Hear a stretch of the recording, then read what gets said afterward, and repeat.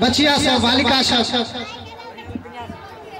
जे नृत्य के माध्यम से गीत के माध्यम से जो प्रदर्शन करें निश्चित रूप से वो सराहनीय है, वो वंदनीय है।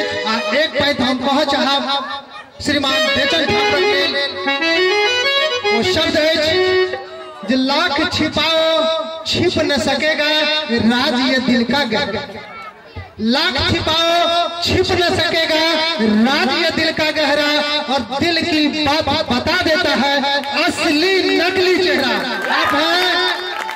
आप है श्रीमान बेचन बाबू, जो निश्चित रूप से आपने मिथिलांचल वासी को दिखा दिया है आपने क्या कला है, आपने क्या कौशल है। बहुत बहुत धन्यवाद बेचन बाबू। अब मैं चाहता हूँ पुरस्कारों के दौर में एक बहुत ही शानदार सराहनीय पुरस्कार मेरे सामने आया है, वो है मधुबनी जिला के जिला पार्षद श्रीमान बलराम प्रसाद शाह। आप हैं श्रीमान बलराम प्रसाद शाह, जिला पार्षद मधुबनी।